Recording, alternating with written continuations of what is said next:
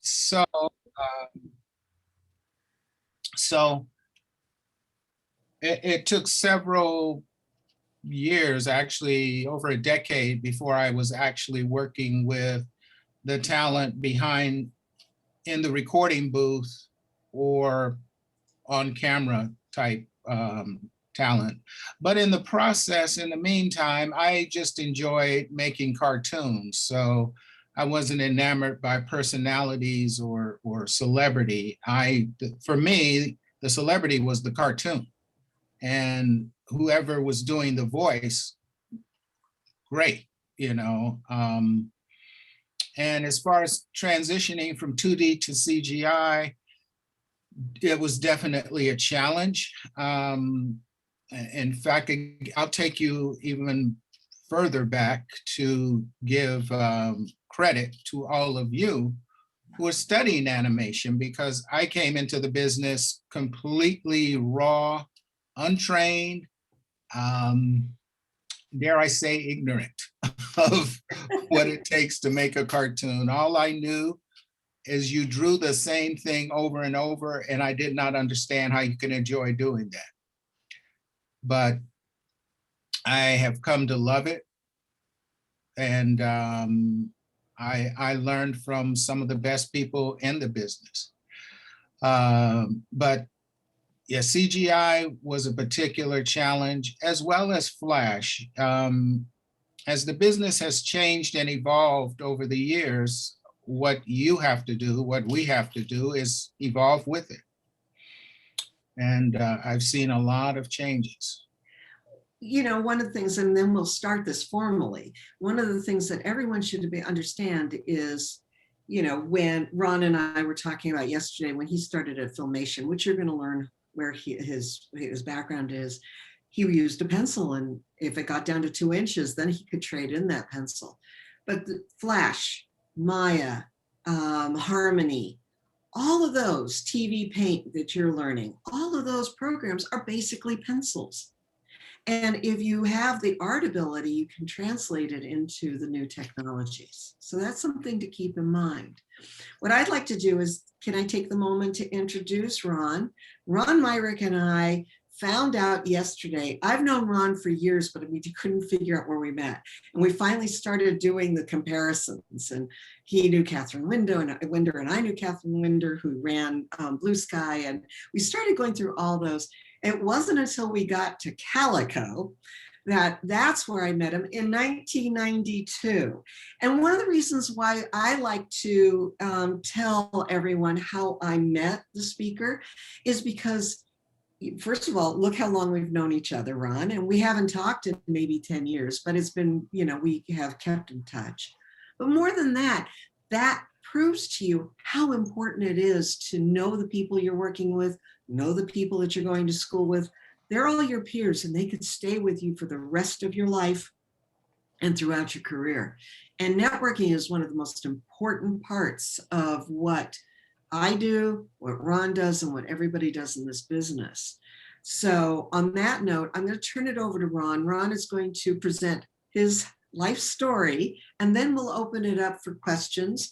Do you want to just tell for the students who you're not their professor, do you want to tell them who you are? Oh gosh, I forgot about that. I'm Jan Nagel, and I teach Anim 75. I've been doing it for almost 18 years.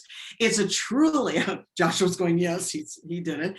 It's a truly online class. No one ever sees me. No one ever hears me. It's asynchronistic.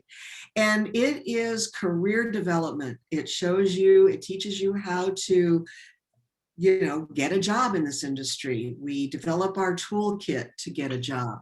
And it's either a 6-week or an 8-week course. And I believe it is required for those in the animation program. So I'm sure I'm going to rub shoulders or rub computers with some of you in the near future.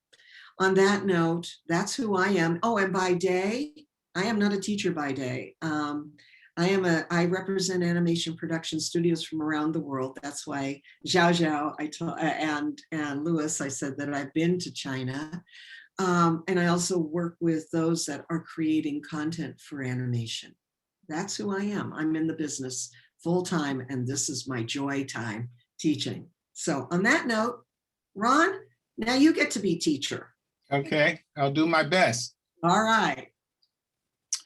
So I was starting to tell you about my journey into animation.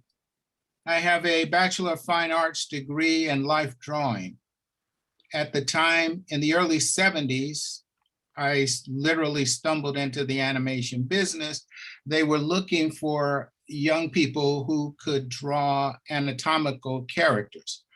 The business was transitioning from the stretch and squash cartoony type characters to the superhero action adventure characters that have evolved to what we have now with the Avengers, Superman, and so on. But at that time, they were just getting off the ground. And I'll share my screen with you to show you some of the cartoons that I started with. Make sure I do this correctly. Let's see. Okay. Can everyone see that? Yes. Yes. I see it. Yeah. Okay. So this studio is no longer in existence, but it was the home of Fat Albert. There was a very popular show, as you can see there, He-Man, I believe is still in a new incarnation, along with She-Ra, the Batman, Green Lantern characters, and there's a whole group of them. Gilligan's Island, and there's Fat Albert. And this was my humble beginning. Another series. I think there's a show on now on called The Riverdale. Mhm. And that is an offspring of this comic book, Archie, which was very saccharine at that time. So the other advantage studying life drawing gave me was being adaptable to draw cartoony, semi-cartoony, or very realistic characters like Flash Gordon here. This was a comic strip from the 1930s that had different incarnations and actually was a movie. And we did a animated feature film of it. And as you can see, filmation style was, for its time, very, very realistic. By the time I worked on this series, I was a full-fledged animator. Tarzan and what was called the Super 7 was another series. Zorro, the Lone Ranger, and several other heroic characters. And one of my favorites was Star Trek, which starred the original cast of the 1960s Star Trek cast with William Shatner, Leonard Nimoy, DeForest Kelley, and the rest of the crew. They did their voices and we did the animation, which was very limited. It was almost akin to anime, but not as dynamic, and it wasn't thought out as well as anime is today. But the limited movement of anime is something we took advantage of. So I stayed at Filmation for about 6 years. And then I transitioned to Hanna-Barbera to draw their classic characters. And this is where my career really started to take off, because at Filmation, I was a salaried employee, But at Hanna-Barbera, I was a freelance employee with my own company. I was what's called a subcontractor. So they would give me a series or a large part of a series to hire the artist under me to get the series done. And that was my responsibility.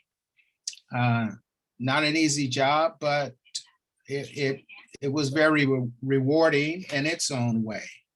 And it was a lot of fun. Unlike today,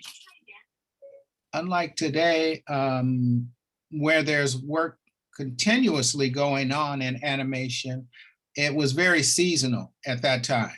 A lot of studios worked 6 months and then you were laid off for 6 months.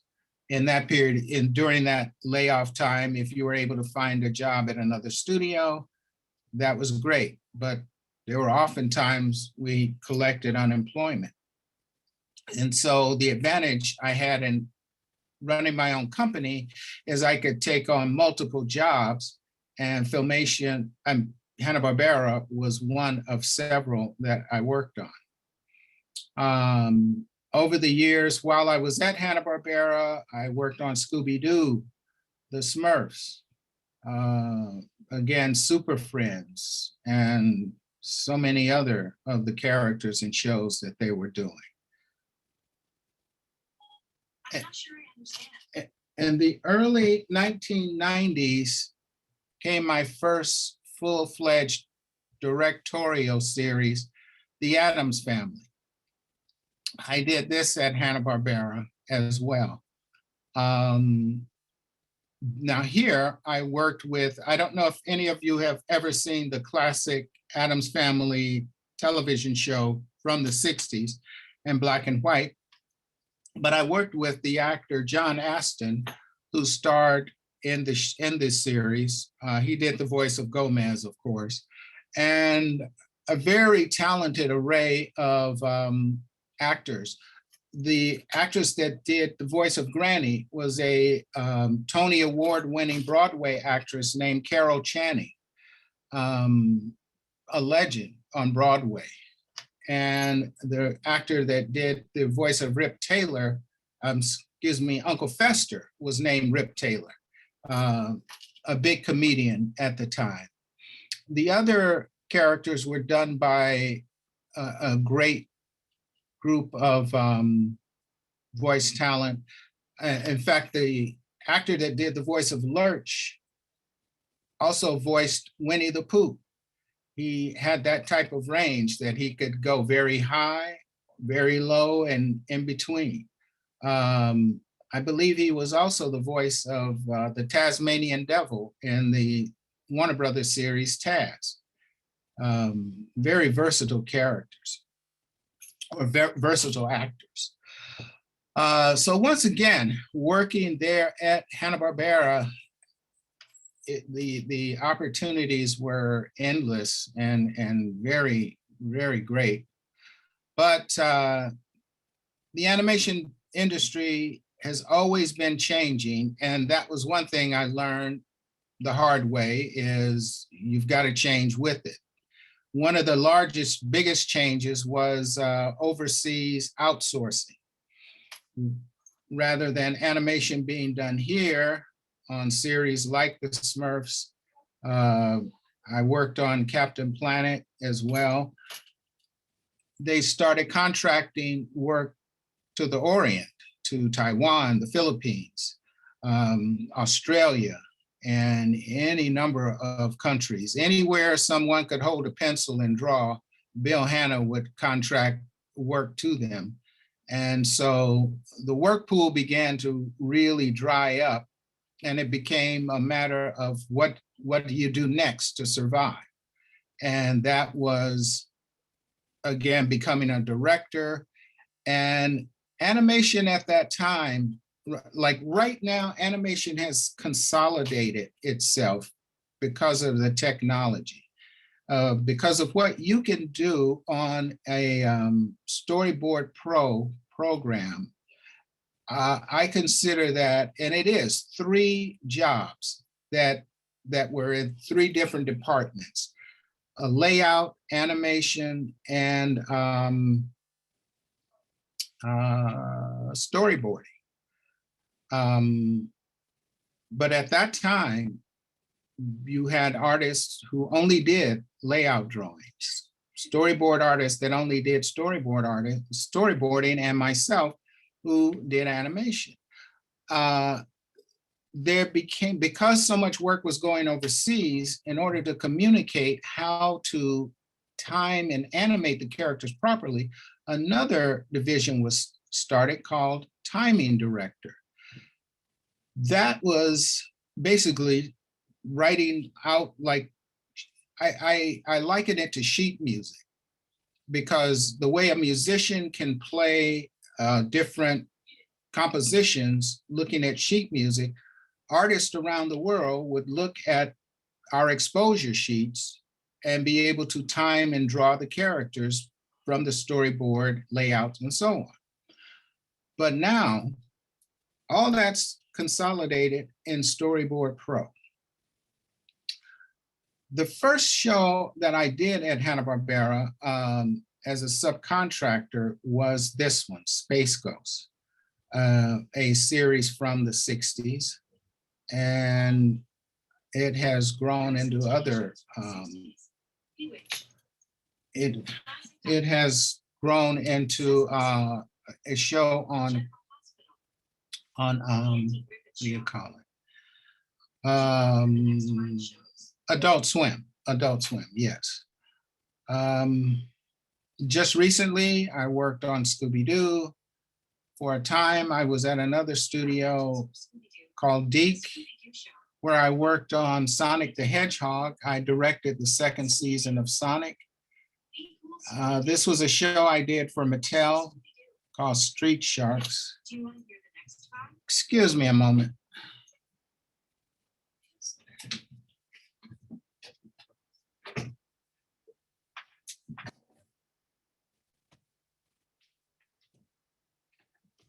I'm sorry, I didn't know if you could hear me, but a No, computer. the power of Zoom. We all have some kind of disruption going on at some time during a Zoom presentation.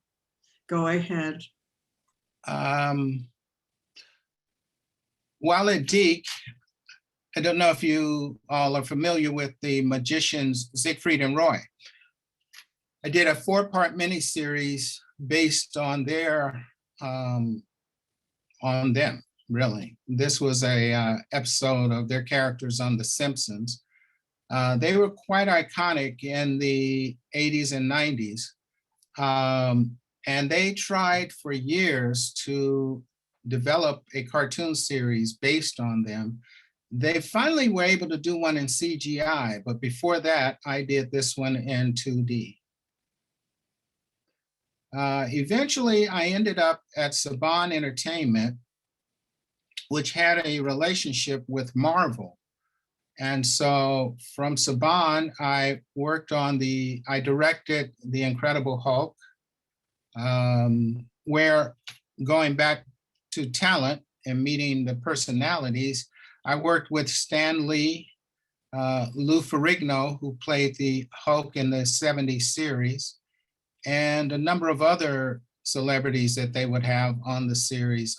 Mark Hamill even did some voice work for us, and other people. And they're all very nice. The nice thing about animation is the celebrities tend not to have the large egos that they might display on camera or getting paid big bucks. Everybody's working for a paycheck. The amounts vary, but they're pretty down to earth and nice to work with, because that's what they're there for, the work. We had the She-Hulk in the series that I did, the season I worked on it. She brought something new to it. This was a European show called Diabolique, a character that originated in Italy, and this was enormously popular in Europe. A 2-year project while I was at Saban that caused me to travel around the world. There's not much traveling today as it used to be. Would you not agree, Jan? For me, I actually do a lot more traveling in pre-pandemic because I would go to markets and Okay. festivals. But you're absolutely right. A lot of our cohorts that have been in the business have traveled, and you're showing me studios where I could tell you people that have told me stories about traveling with ink under their, in their hands, and they're just 24 hours flying to China just to deliver ink and coming back. Just so that the production can keep going on. But I think there's still plenty of international opportunities these days for animators. It's getting to be much more global. That is what I see, because I'm working on the global side of it. Well, this particular series I produced in 5 countries. We did the scripts here in America. The storyboards were done and models were done in France.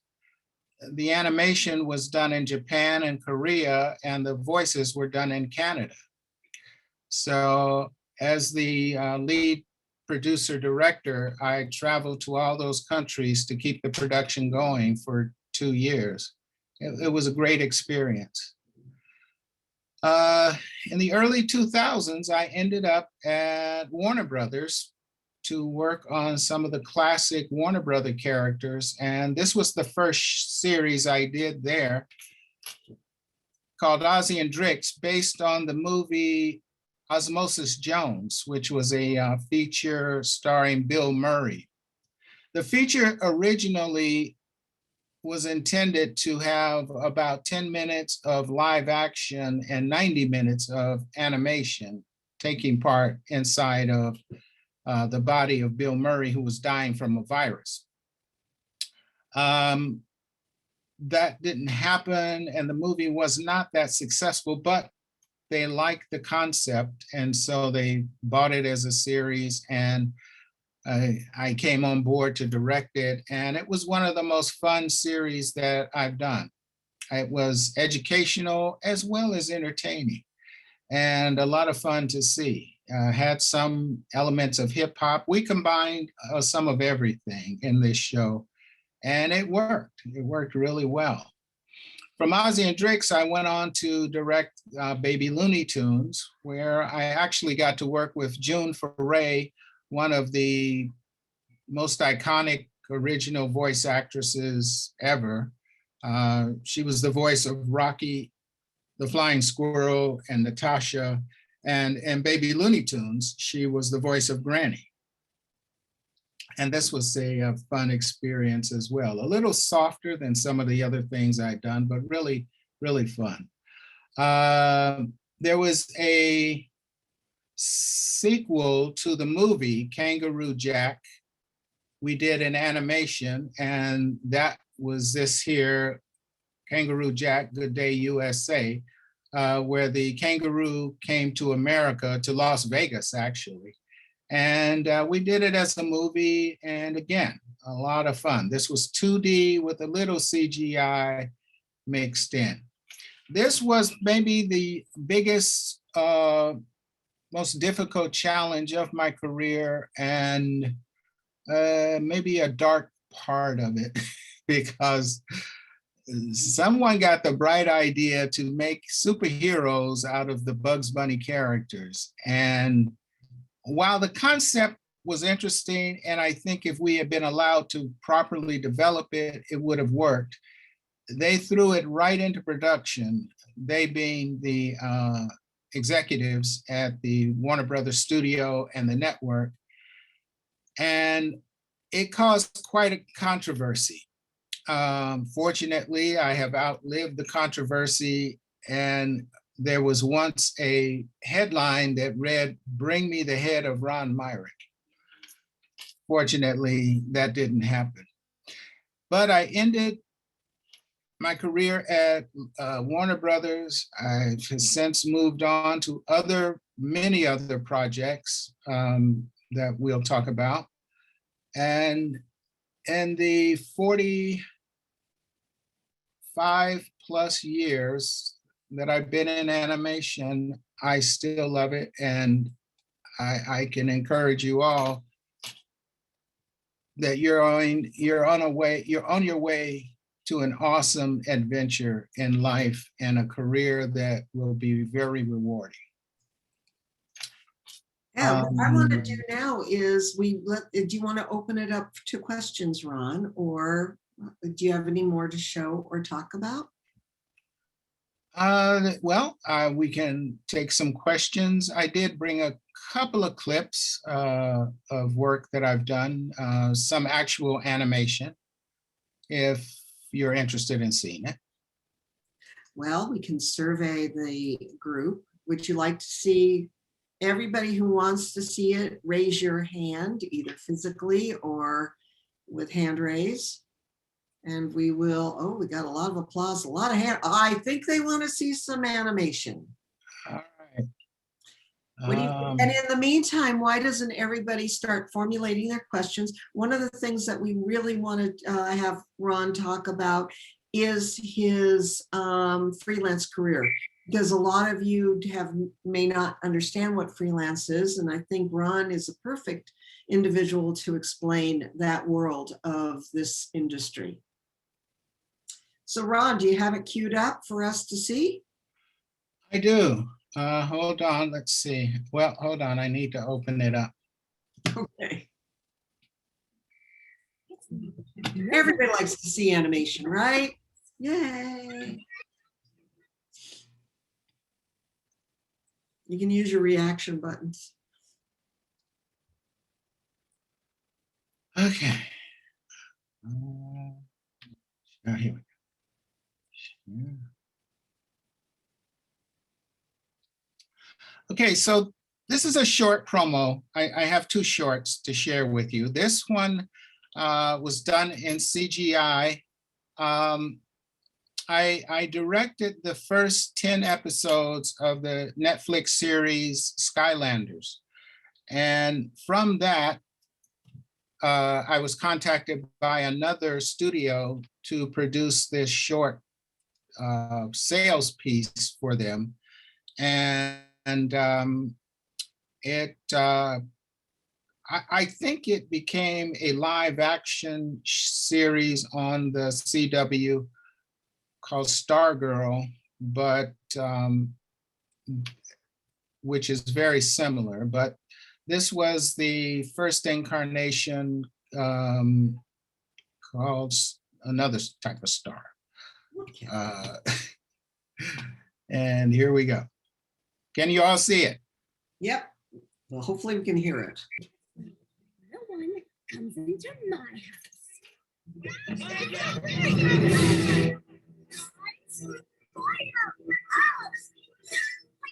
get it! You're fired up! No, Billy! Fire! Up in the sky! Coming right at us!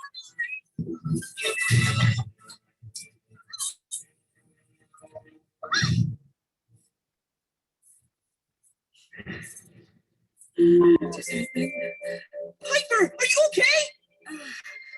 I think so. Oh, 41 Entertainment you worked with. You worked with Ellen Bobo. We want the star! Hand it over, and we won't destroy this city. Or the next one, or the one after that. Galactic Scourge represent. Could you just not? Note to self, work on landings. Oh, great. The star embedded itself in a, excuse me, what's this planet called? Earth? Oh, cool, thanks. The star embedded itself in an Earth being? Ew, the star has zero taste. Look, we didn't come here to give you fashion tips. We came here for the star. Now, hand it over! Whoa, I didn't even try to do that. Oh, Piper! I'll catch up with you later. I need a member from the school welcome committee to give 3 new students a tour of the campus. Okay, no problem. Aurora, using your time-slowing powers does not equal blending in. Oh, but slow-mo's so cool! We're here to find the star and take it back. not to be cool. Hey guys, welcome to Derek Jeter Junior High. Can I show you around? Totes, and we want to meet everybody here. Oh, like today? Because there are over 400 students, and if I'm being totally honest, the actual number of friends I have is probably in the ballpark of. Fine, just do what you can. Besides, this whole place will know who we are soon. Okay, that doesn't sound ominous. Oh, really? Because that's what I was going for. JK, totally ominous. Come on, guys.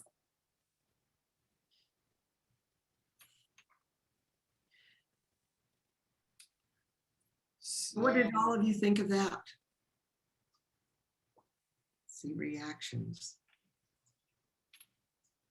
So Ron, I noticed that that one was one with Alan Bobot's company, 41 Entertainment. Is that correct? That's correct, yes. Yes, I've worked with Alan Bobot a few times, and one of them was Bubsy at Calico Entertainment. Ah, yeah, of course I worked on that as well. Oh, that's right. This next clip is a series I did in Flash for actually for China. It was loosely based on Chinese culture. Let me open it up, okay? Okay.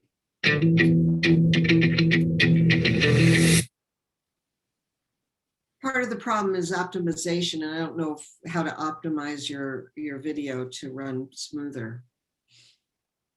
Is it jerky? Yeah, it was jerky on the last one.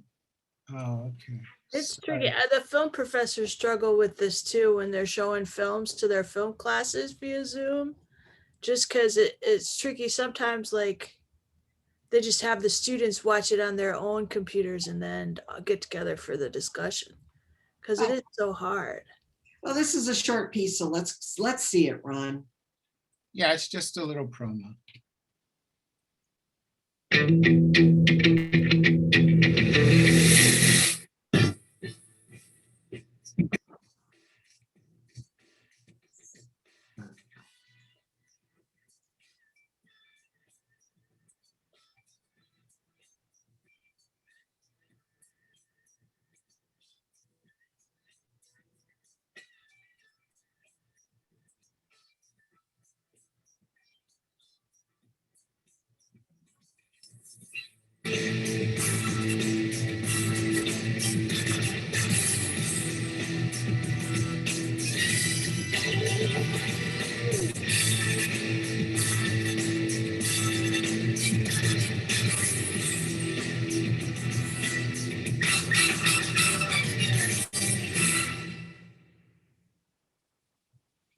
Seems like ages ago, 2018, my God.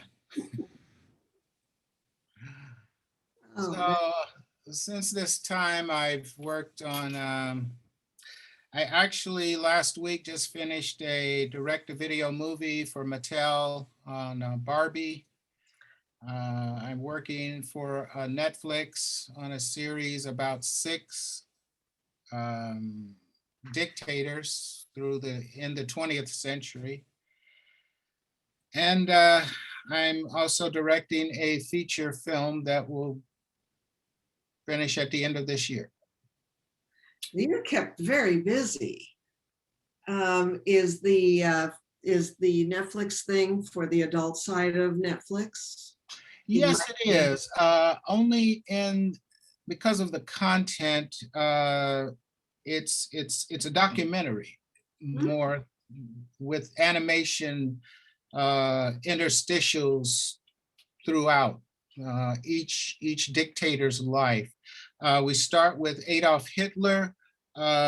We go to Saddam Hussein, Idi Amin, Muammar Gaddafi,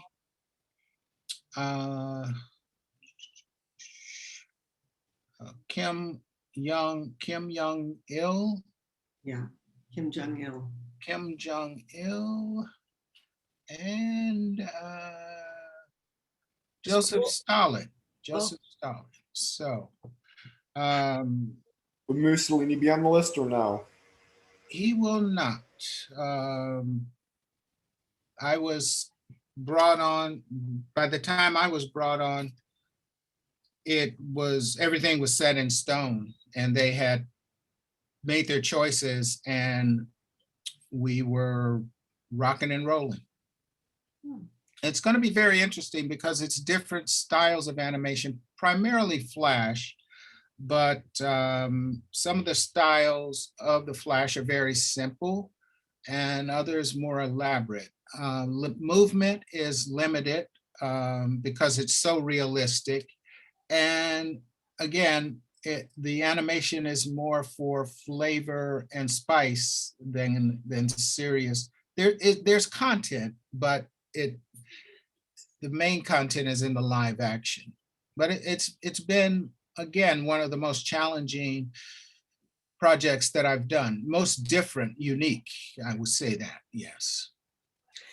I have a big question, and I said I already posed it, started posing it, and that's the world of freelance and how you get your work and how you've been able to sustain all these years. I mean, you said that you were on staff only at Filmation, and then you moved on with your career and started your own little company where you're doing everything and you must have people that work for you.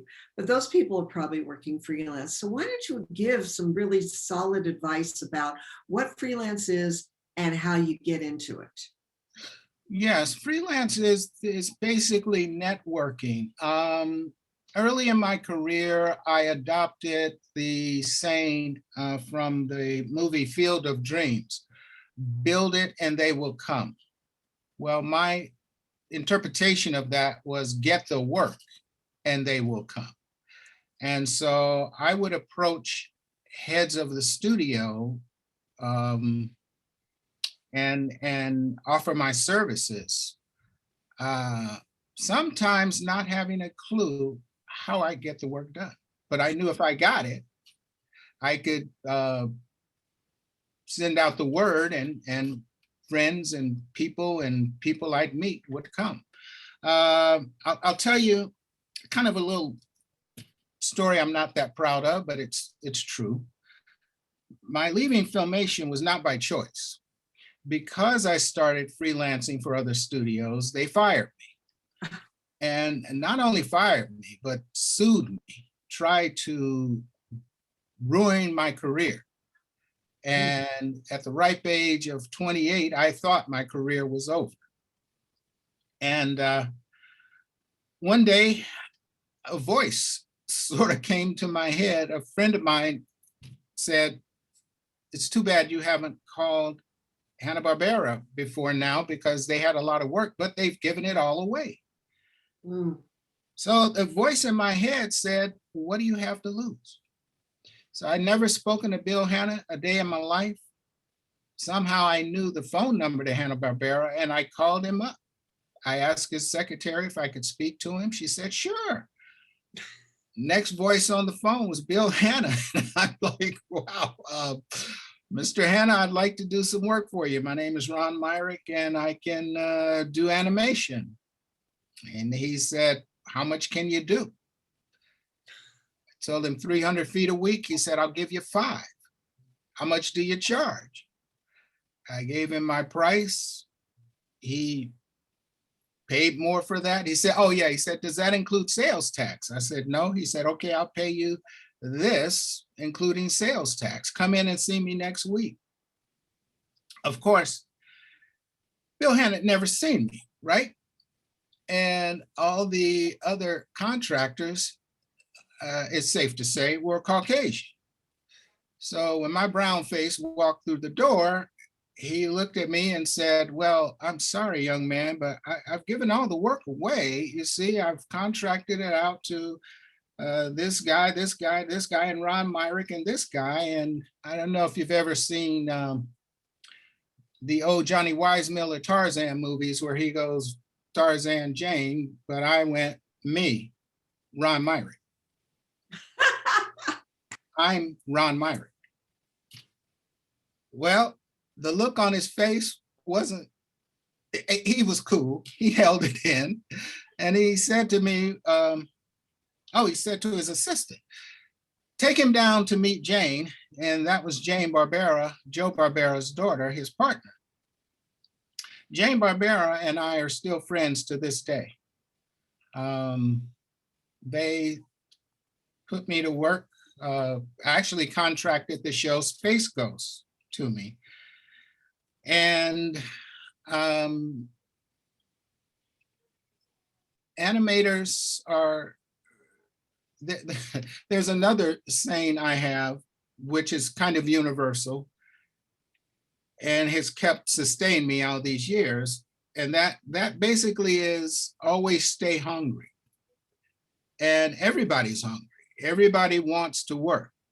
And if you have work, they're going to come to you and ask it. So it wasn't difficult to put a crew of animators and assistant animators together. And for the next 3 years, I was one of Hanna-Barbera's animation contractors until they started subcontracting the work out of the country. And that was Milt Vallis. I'm sure you know Milt. I Yeah. worked with Milt. Yeah, Milt In fact, Vallis took the crew over to China and started a studio there with Bonita Versh and a few other people. That's right. That's right. And also I worked for Milt on the feature Heavy Metal. Oh, really? Yeah.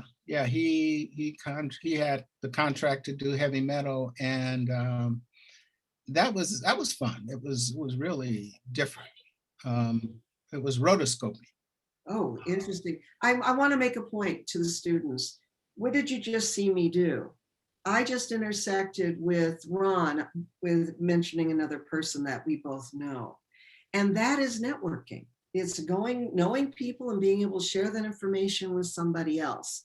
And I'm just giving you an example of how in our business, how if you know somebody, you can talk about them and tell your stories and everything else, and it really takes you far. So Ron, thank you for letting me interject on that. I just was making it a lesson. And to build on what you're saying, Jan, with each project that I did, not only was I meeting people, but in a sense, I was meeting family. Yes. Because these relationships, a great many of them still have today, but over the course of my career, I met and worked with so many people, and it was like each studio you went to, you would meet someone you had worked with at a prior studio, and you just keep building on those relationships. And we all wanted to help one another. If I didn't have work, I would know who did. In fact, it became a point where people would call me. I had a reputation. People would say, "You always have work." Like, I don't always have work, but you're and one thing I was talking to somebody today, and the beauty of this business is we're not competitors. We're all team members. Whether you are at Hanna-Barbera at this moment or at Warner Brothers or run over to Disney, you're going to find somebody you know there, and you're not in competition with them. You're one of the team members. And when that team breaks up, those members, just like students, they go off to other jobs. And if you keep in contact with them, you're going to keep getting work. That's the most important thing. I want to open it up to questions so people can start writing their questions in the chat, and we'll start going through them, and hopefully we can get you to open up your mics and actually ask the questions. Oh, we have a question. is someone going to read it, or? Louis, do you want to ask this question out loud? Louis, Yes, of course, yes. yeah. Hey, Ron and everybody, big fan of your animation. Yeah, the Addams Family, Star Trek, and the Hulk. But one of the rare one that you talk about is the Diabolic, right? Yes. It was I saw that movie by Mario Bava. He was like an Italian guy. I think he made the original movie. So Okay. would you share some experience on that project? Oh gosh, that project, once again, animation is always a challenge, and here was the challenge there. This character, Diabolique, is a thief. European characters can be amoral. They don't believe in traditional superheroes. For some reason, the Fox network was enamored with the character and they bought the rights to do the cartoon. But they wanted to change his character because here in America, when you buy the rights to something, then you have the right to make it your own. But in Europe, that doesn't exist. They have a clause with intellectual property called a moral clause. And so the rights holder came here to America and sat us all down and said, this character is a thief. He is not Batman, Superman, Spider-Man. Any man you have here in America is not him. He steals and he enjoys stealing. And we all looked at each other like idiots saying, well, how are we gonna put a thief on Saturday morning cartoons? So we had rounds and rounds of discussions and conversations here in America, in France, in Italy. And I'd be at the head of a table with a Italian translator on one side of me and a French translator on the other, because the rights holder spoke Italian and French, and there was a toy maker as well. And the toy maker spoke English and Italian, and they didn't like each other. And so I was in the middle of three languages being spoken. It was like turning channels on the television set. And I lean over to one translator and say, what did he just say? Okay, tell him this. And she'd tell him that in Italian. And then he'd say something in French and I'd lean over to the French. What did he just say?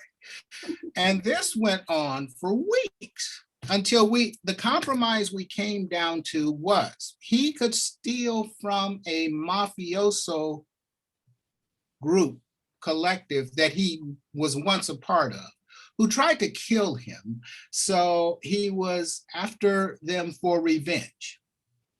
And as long as he didn't steal from an innocent victim per se, it was okay.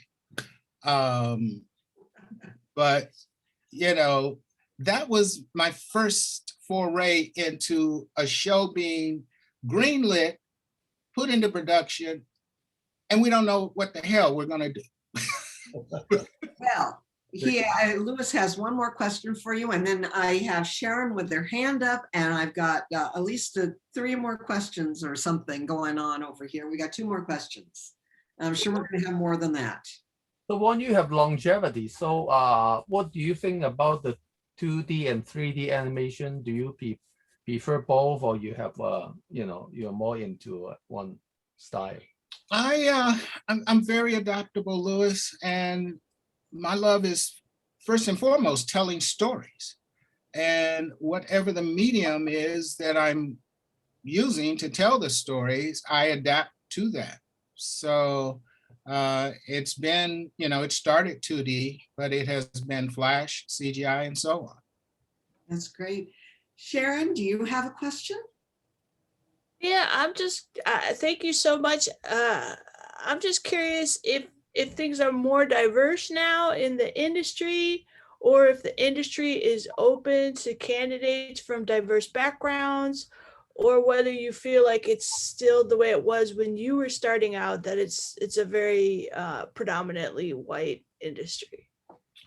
Well, I can tell you in all honesty, things have changed tremendously and the doors have opened up for diversity on many levels. There was a time when if your cartoon was not tailored for a young white male 6 to 11, you really didn't have a snowball's chance of getting a show greenlit. But now You can look across the board from Disney to so many other studios of characters of color and content of different kinds. And not only that, but the door is open looking for new projects. Again, not the case when I was first coming up into the industry. I think it's really a good time for diversity in this business. And I'm very happy for you as young people across the board, not just African American, but Asian and Hispanic as well. Because there's so many stories to be told and so many different ways to tell a story. And the fun part for me has been, and I think part of my longevity has been an openness to accepting the talent and different points of view of people that I've worked with. And you know, flexibility is very, very important. Mhm. Yeah. And, you know, there's a lot of initiatives out there to bring in stories. I know that Reese Witherspoon's company is looking for female created, female centric stories. Women in Animation has 50-50 by 2025, meaning we want to have more women in the field because it's always been male dominated. We're seeing more studios really opening up to inclusion, including, you know, not just based on ethnicity, but also based on other issues and other modalities, such as autism is one area. Another one is LGBTQ+. So that we have a lot of openness in this industry, and it's been about time, let's put it that way. And on that note, we're getting a lot of questions. And it first started with Afsana, if she would like to, if Afsana would like to read the question, or there's another one from Khalil. It's basically the same question. Who would like to speak up and ask that question? I can ask it. Thank you. Afsana, please go ahead and ask the question to Ron. Hi, Ron. Hello. So, I wanted to know how I can gain experience as a student. Oh, and what year are you in? I'm transferring right now to CSUN, so I think I have like another 2 years Okay. or a year. Well, first you have to take into consideration, I would say your best chance is to be an intern on a part-time basis. And it's a two-edged sword getting into the business, because right now, in essence, you're a sponge of you're being creative, you're free. When you get into a studio situation, you're shaped and molded to become what their needs are for you. And so I would rather see someone like yourself blossom and grow and plant all the creative seeds you have in your mind and be unrestricted. But if you had the opportunity to take an internship, it would definitely be worth it. We did that at one time at the studio I produced the Chinese series at, and it was very beneficial for both of us, the student and the studio. Absolutely. Internships is one of the best ways of really learning about the industry. And what you'll find in an internship is you're exposed to every aspect of the industry, and you may be really focused on maybe 2D or character design or storyboarding. And when you get in there, you see all the different aspects, and you might find that you have a new love and you go in that direction. So keep your, and Anne-Marie, right? Anne-Marie, you are very much involved in as the career counselor for arts and entertainment. She can give you some advice on how to get internships. So I encourage that a lot. Thank you. Yeah. I can put that. Tatiana, did that answer the question for the other student, Khalil? Yeah, it did. And also it's funny because I'm also transferring to CSUN as well very soon. So yeah, I did. Okay, great. So Tatiana, I have a suggestion. So Khalil and Afsana, you two should connect, right? Because you're both going to be animation students at CSUN. Yes. And I will say the people that you rise with can be your allies as you move into the industry. So think about your classmates as future coworkers. Mm-hmm. Okay. Thank you. all right, so go and do some private chatting between the two of you, please. Exchange some information. Tatiana, did you want to ask your question? Is Tatiana there? You have to unmute. Somebody else unmute for us. Hello, Tatiana. Well, Tatiana is asking a question and it's a little confusing, but Brittany had a question too. who? Brittany Mendez. Yes, I know. So, Brittany was before that? Yeah. Brittany was above that, but that's okay. Okay. Well, since we're not hearing from Tatiana, it had to do with, have you ever been discouraged wanting to animate like your family and friends? If so, how did you get through it? And I think we're talking about being in the business. Like being discouraged from entering animation. Being discouraged from entering or mentoring? Entering it as a job, like be a business major instead of an animator. Oh gosh, do you want to hear this story? Have I ever been discouraged? Yes, I have. So my first entry into animation, as I said earlier, basically I knew nothing about the industry. So I took my portfolio of life drawings to an agency that was, it was like a creative employment agency. And they were sending young people out to studios, Filmation at the time, for a job interview. Well, she looked at my portfolio and said, "You're from a second-rate college, you know nothing about animation, and I just don't think you have what it takes." So by that time she was done, my ego was about as flat as a pancake. And yes, I was discouraged, but in my heart, I said, well, can I try?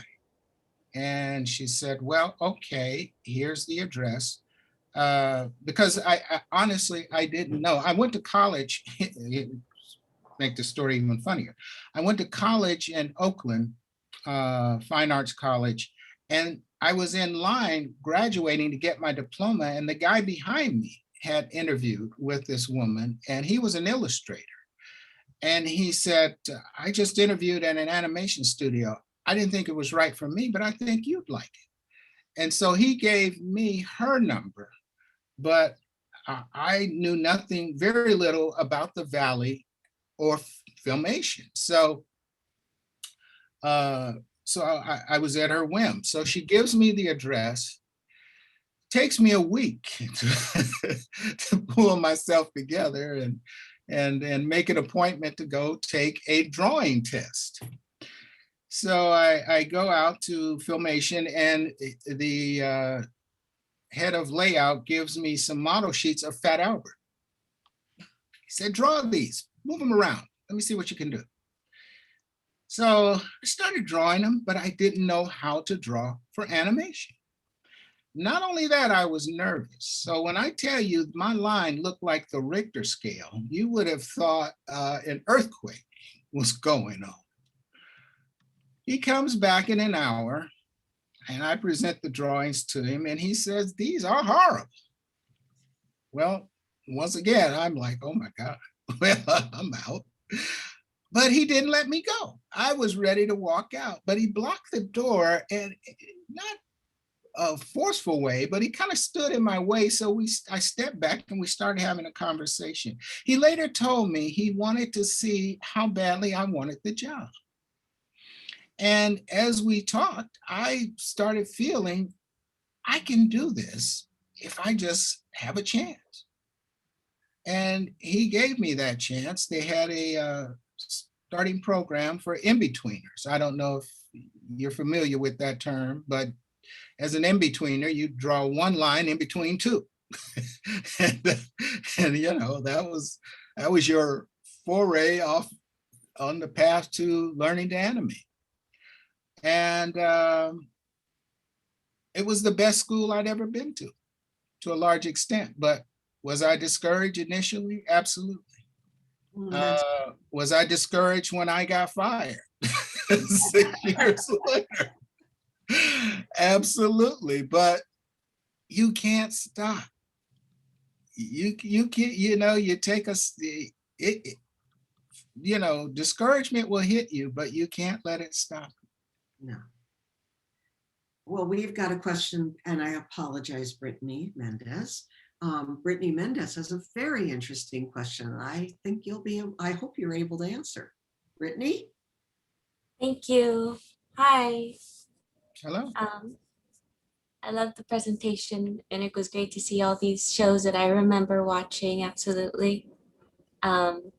I have been wondering though, if since everything's kind of done overseas, are there actually animation jobs for someone here in the States that someone can do that, well, isn't storyboarding or 3D animation? Just what you would do. Surprisingly, yes, there are. In fact, just this week, I saw an ad for a traditional animation and traditional animator. It was through the union pegboard, or I believe it was the pegboard, but it was online. But there was a list of jobs, and one of them was for a traditional 2D animator. Mhm. So yes, there are still those jobs and opportunities out there. Those sometimes, most of those are commercials because they want it to have that look. Also, a good place to look for work is all of you as students can join Women in Animation for $25 a year, I believe. And every week they come out with a new job list.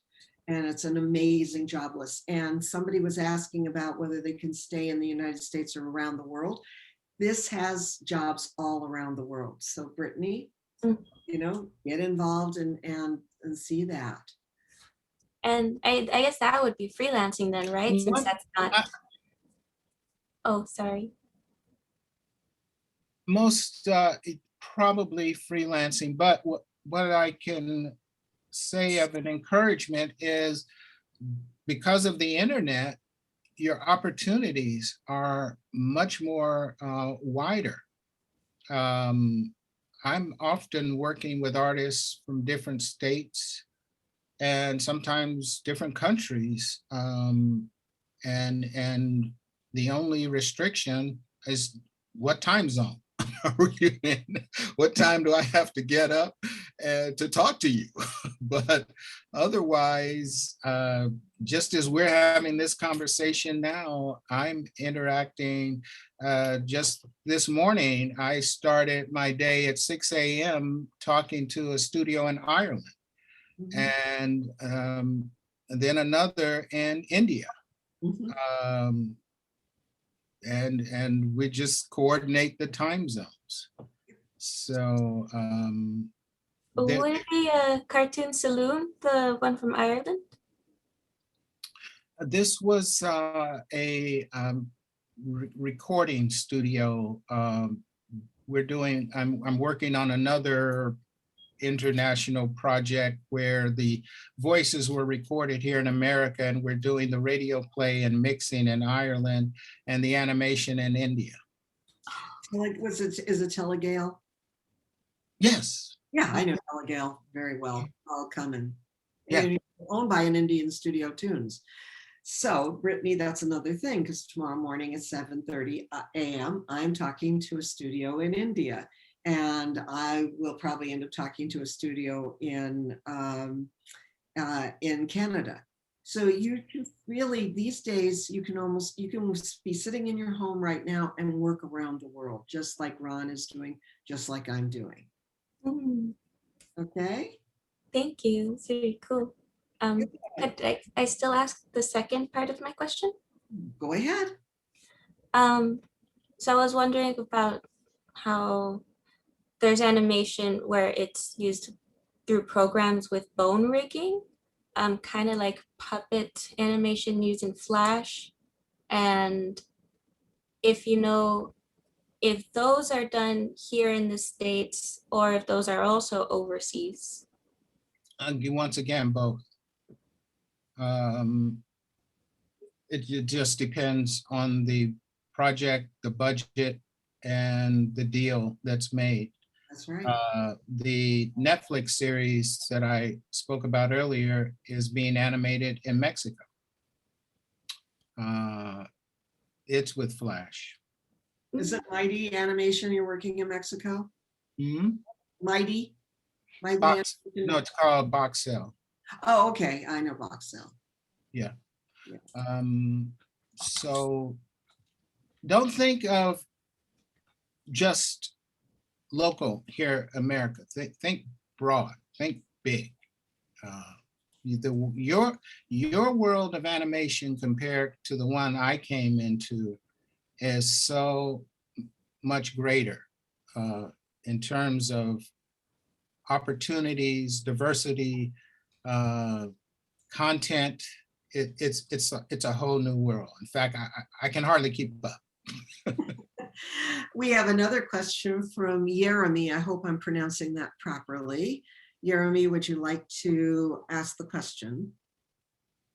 Yeah, so since you already answered one of the questions that how'd you started off working as an animator with your story, the other question I have in there is how did you ended up working in other positions? Because you probably were just thinking, I'm just gonna work on this type of field, right? And then you ended up working according to your IMBD, like as a timing director and then as a director in general. How did you end up working like that? Well, first word, survival. One job ends, another begins. But here's the thing. To this day, I'm a student of animation. You are always learning. You are always taking in information. So even though I am working on a 2D project, the principles of 2D are being applied to Harmony and Flash. The concept of 2D are being applied to CGI. So as a director, my greatest asset is communication and collaboration, collaborating with the team of artists. I can honestly tell you, I cannot do CGI animation, but I have directed. And the reason I've directed is because the artists who were doing it understood what I wanted them to do. So even though I only speak artist, I sometimes say my second language, I speak English, my second language is speaking artist. I have an innate ability to understand and communicate with artists, just like the saying music is a universal language, because again, musicians are able to play music of different composers. So in my first travels abroad, I went to Korea, and though I don't speak Korean, I was able to communicate with the artist because we were on the same page creatively and conceptually. My translator put my thoughts into words the Korean could understand and vice versa. And so it was with the project of Diabolique, where I'm sitting there with French and Italian and English going back and forth, but we're all on the same page. So once a studio executives or an opportunity comes your way, never say never. Find a way. You can and will find a way. And you know, it's obvious again. I'm not international. I'm from the South, but I relate to people across the board. I am wide open to all cultures. In fact, that's how I ended up with a project coming out of China. And we did 104 episodes, but it was because I'm just wide open. And as much as I love the art of animation, I honestly love people. That's the key. It's loving people. This business is all about people. And I've gone to several countries and not known languages, and yet I've been able to communicate. And it's an amazing language that we all have in this business. And I'm not an artist, by the way, but I know the art of animation and the business of animation. I've been able to provide that. Does that answer your question? Yes, it did. Thank you very much, Ron. And now we have a question from Rodrigo. Rodrigo, you want to ask that question?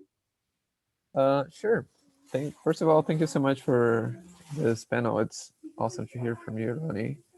I was going off of the topic that we were talking about international, like working internationally, because I am originally from Brazil, but I'm living in the US.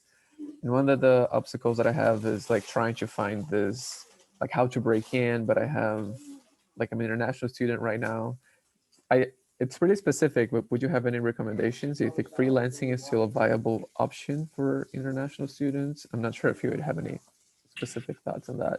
Yeah, I would. First of all, what do you like to do? What's your direction? I'm really focusing on writing right now. I do some storyboarding, but writing has been my focus. I've got actually some contact with like studios and people read my material and got it, and really liked it, but it's that leap between, oh, I'm a student right now and how do I get the freelance gig? That's an obstacle. So there's a couple of ways to do that. First and foremost, it will probably be through a relationship, a friendship, someone willing to give you an opportunity to display your talents. On the other hand, if you were able to get an agent, writing is a little trickier category, but it's not insurmountable. Starting perhaps as a writing assistant is a good way in. Script coordinator. Writing is essential in animation. Without good stories, you have nothing. You can have the prettiest designs and coolest animation, but if you have no story, your audience will walk away in minutes. So, continue to hone your skills as a writer. Is there a particular genre of writing you like? Comedy, drama, horror? I really like adventure.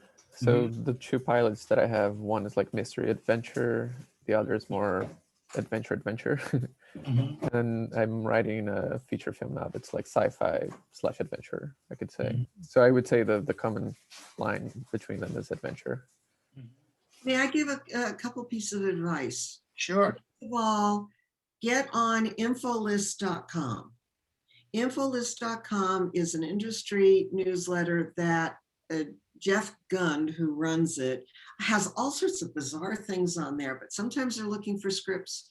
He will announce seminars, he'll announce workshops for writers, for actors.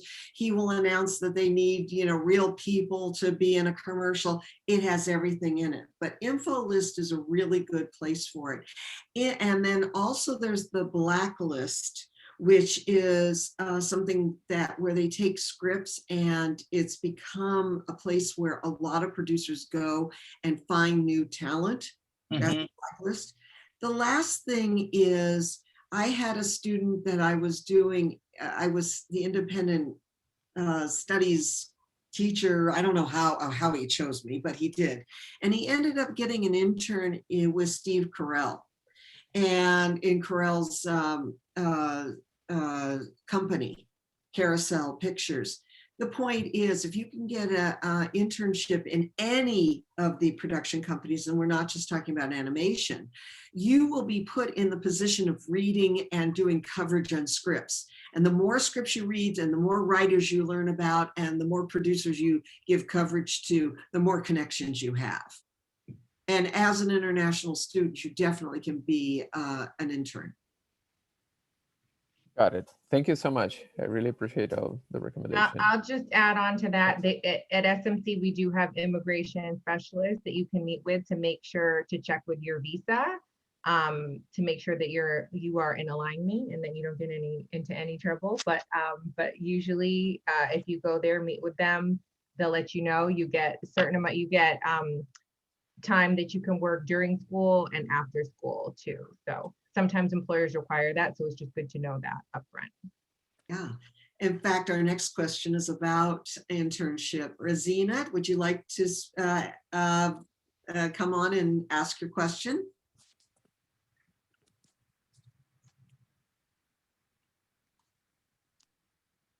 Rosina? Well, I'll ask for Rosina because this is a very important question, and actually I know some information about it, and that is thoughts on unpaid internships versus paid internships. And the entertainment industry really got nailed a few years ago, and there are very few unpaid internships except for smaller companies. Most of the big companies offer paid internships because they don't want to get in trouble with the labor laws. What about you, Ron? Do you know what's going on in that area?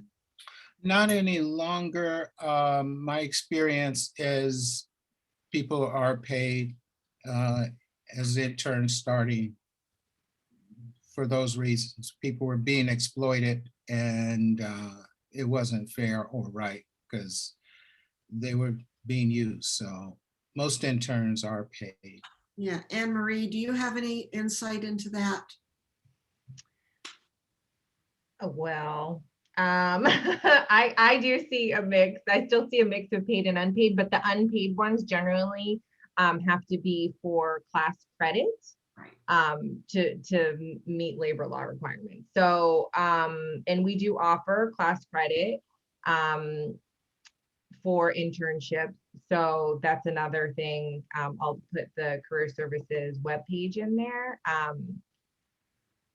Because I don't want to take up all the time on this, but we do offer an internship course so you can get class credit and do either paid or unpaid. Yeah, and really what you want to do is make sure that it's all up and it's with the school and they have to give you a grade and everything else, because some unpaid internships will just take advantage of you, and this is why the industry's had to change in the last few years. And you can, even if it is paid, you can also, it's really when you take the class, you basically have the school, you have an advocate that will help you navigate any kind of questionable situations. You have someone that you can check in with to, like Jan said, like your professor said, make sure it's on the up and up.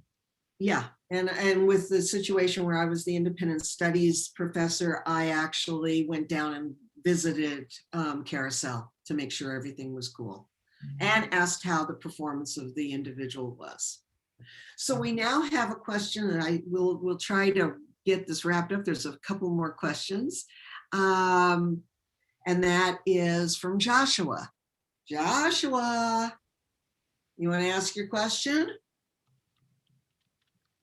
Yeah, sorry. Listening and multitasking.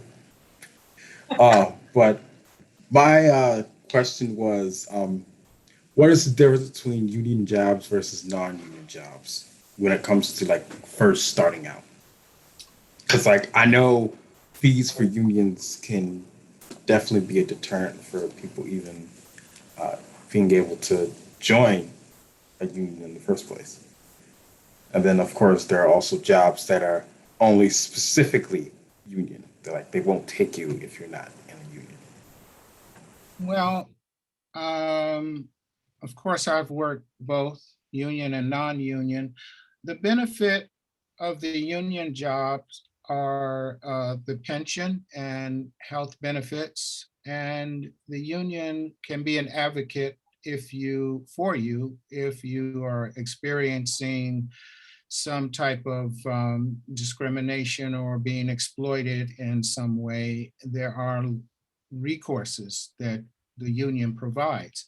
A non-union studio may take a chance on you or hire you easier because they don't have the restrictions of you being a part of the union.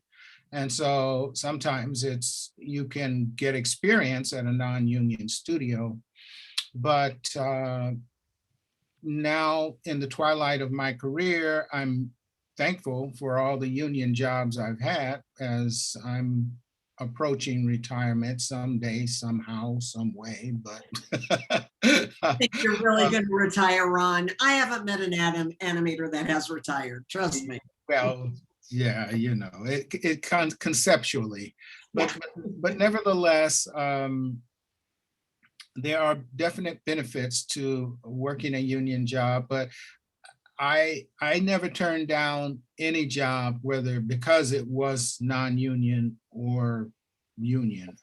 I would make it work, but always kept an eye on building up my hours for retirement, for my 401k plan, and thinking about the future, because none of us will be young forever, and eventually, things will change. So,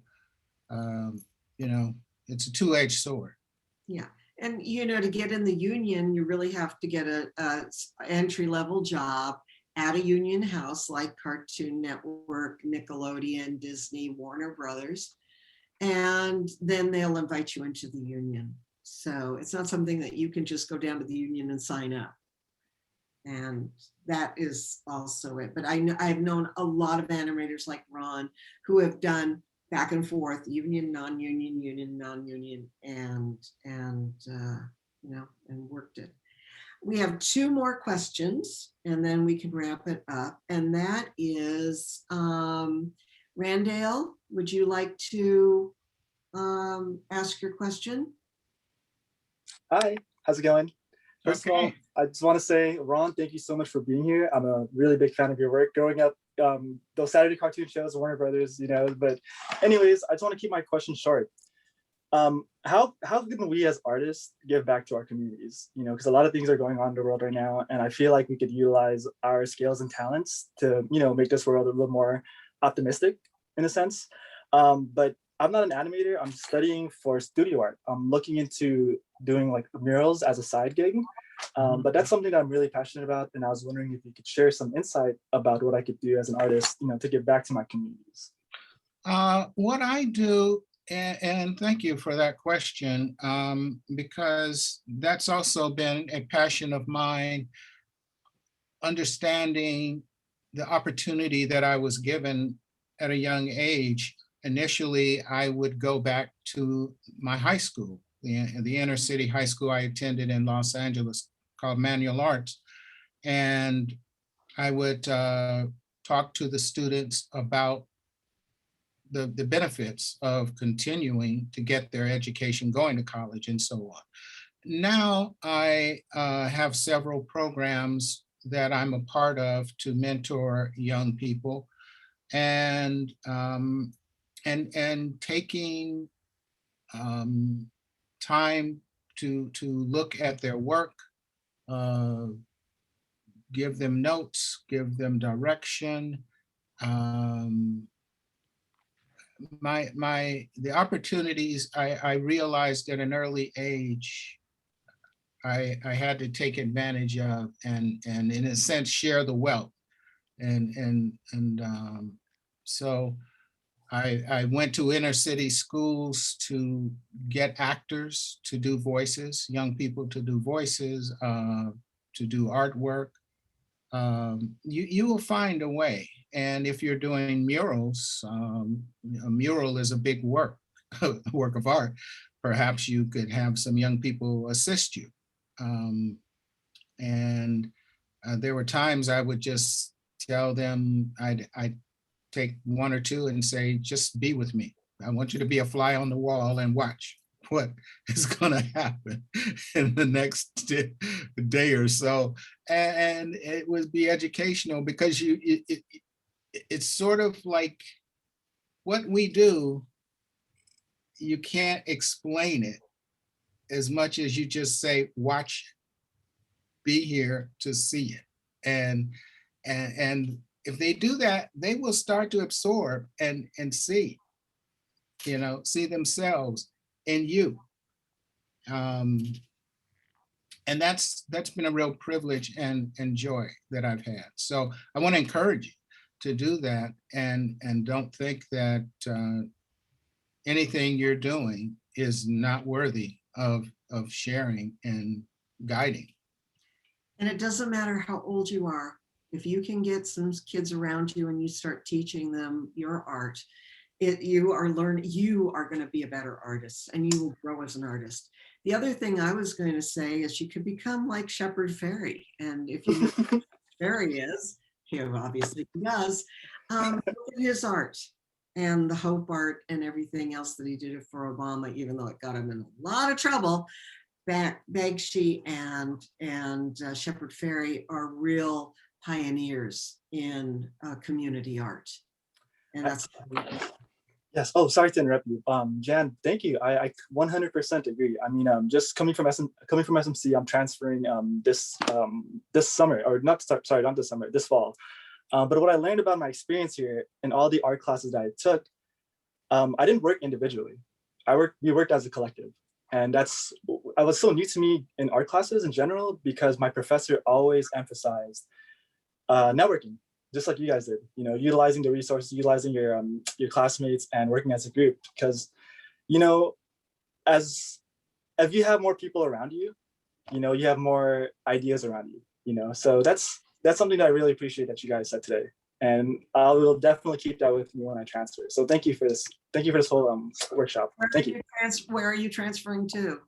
Oh, Cal State Long Beach. Okay.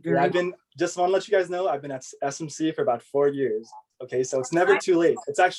It's perfect to take your time, because those grades really do matter. So I just wanted to let those ones who are younger, Jeremy, I believe Jeremy has thank you. LB address. Woo-hoo! Yeah, I always go into Zoom meetings and it goes to my CSULB account. I'm keeping my SMC one though. Right. You can't keep it too long, I'll tell you. And the last question is Khalil. Okay.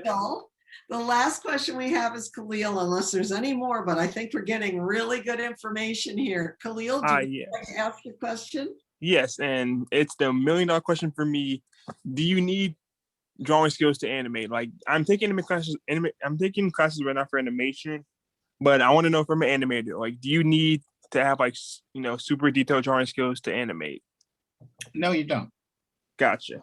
No, you don't. And especially with, again, today's technology, with Flash and Harmony, the characters are rigged and built in the computer. And but I can tell you, actually, from the early days when I came into animation, there were animators that could not draw very well, but they understood movement, and it looked like chicken scratch. Gotcha. But if you flip that chicken scratch, it moved, and you could understand again that this character is coming to life. I'll just share one quick story with you. Jan is probably familiar with. There was an amazing animator in the 70s and 80s, maybe even more, named Corny Cole. Oh, yeah. Oh, yeah. I know of it. Yeah. I Yeah, never. so his drawings, he was a fantastic artist, but his drawings look like a nervous, frenetic, uh, just jumble of lines. But when you stood back and looked at them, they had so much life. So I worked on a project for Disney at Epcot, and they did the project involved transportation, and each form of transportation was done in the style of a particular artist. Well, he did this, he animated his segment like Leonardo da Vinci. He was. And Amazing. you just wouldn't believe. And not only did he just drew straight ahead, meaning he just went forward from one drawing to the next. He didn't look back. He just drew, and it looked like scribbles, but they were the most beautiful scribbles you ever seen. Yeah. So no, if you don't have to have. We have a story, and Ron will know who I'm talking about. I mean, will know. Thank you, Professor. Thank you, sir. Yeah, Khalil, I do have a story about someone who loved animation so much. He went to Phil Roman, who was Film Roman's owner. Film Roman did the Simpsons for many, many, many years and still does. And Phil had this guy who came in, I want to be an animator, but can't draw a straight line. And yeah, sounds like me. And Phil gave him the advice. He says, if you love animation that much, you can become involved in animation, and you may not draw. That guy turned into a director, according to Phil. Yeah, hearing these stories, hearing this, it's just a big weight off my shoulder, because when I'm still taking these general ed classes, like, figure drawing and beginners drawing. Like, I felt like, they are helpful, but they are geared towards animation, and I really can't draw that well. And I was just like, I was in shambles, because I just wanted to animate so bad, but I can't draw. And like, by drawing, so I could stick figures. It was just, but after hearing that, it feels a lot better. I'm going to continue to draw and get better. We have one last question, and then we've got a lot of things going on in the chat, because thank you. People want to keep this conversation going. So let's ask, the last question goes to Ryan, and then we'll have, I want you all to be reading chat, because there's some really cool things in there. All right, Ryan, you have a question. Hi. Thank you so much. Last question.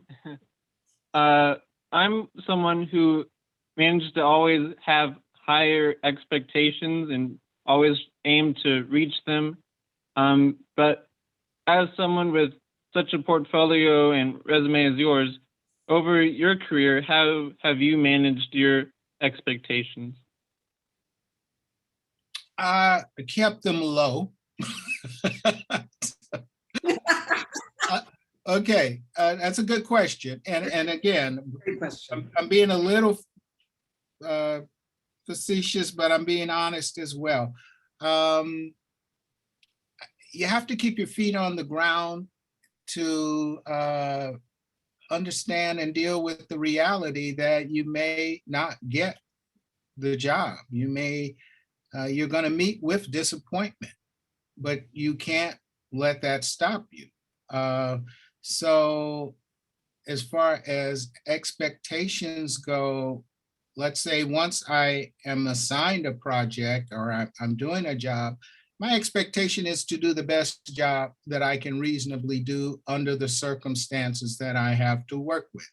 Again, that is the budget and the schedule and the talent pool that I'm collaborating with the job on. And always trying to keep that realistic.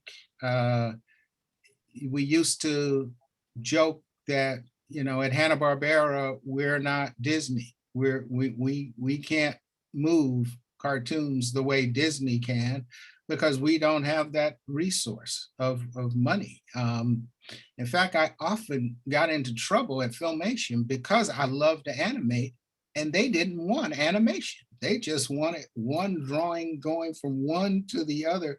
They were the kings of limited animation. And so that caused me to reach out to do commercials and freelance on feature films and do whatever I could to keep growing. But growing within the confines of what I could do. So I don't know if that makes sense to you, but first and foremost, I would say keep your expectations not so much low, but don't overreach. One of the worst things a director can do in terms of expectations is push his crew too far or not know when to let go.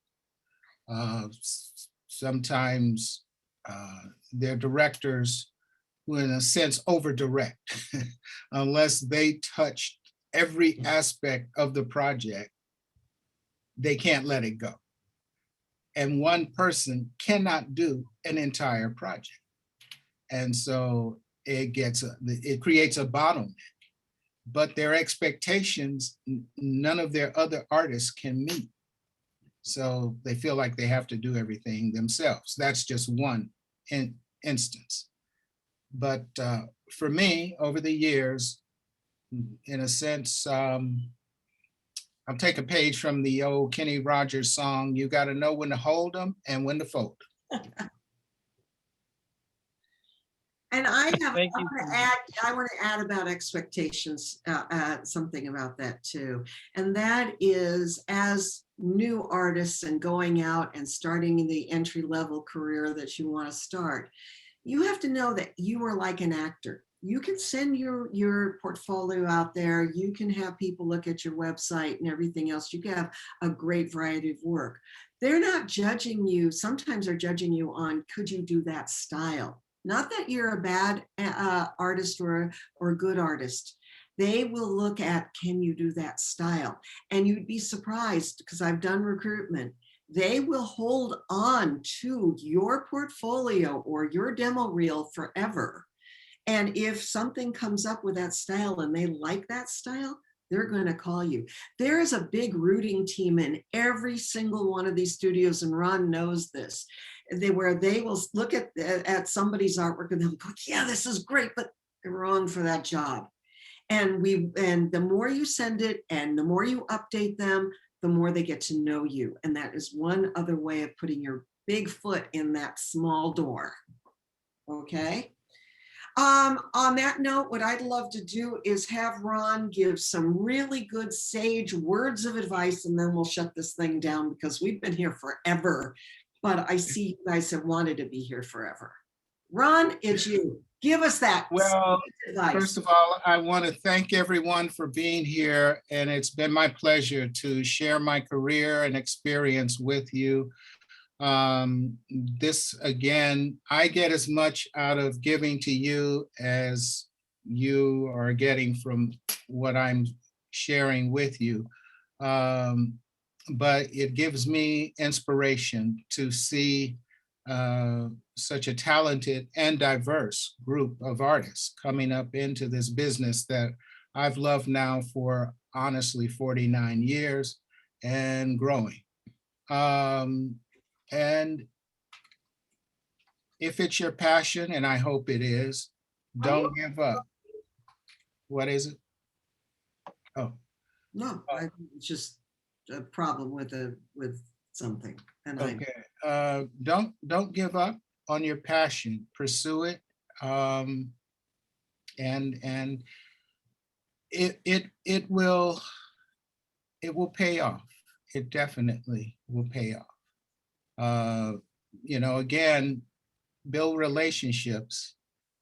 And as I was coming up in the business and watching directors and people above me, the biggest lesson I learned is when I was given the opportunity to direct, to be the leader, I knew how to inspire my team. I knew how to treat them. I knew how to motivate them because I was in their place.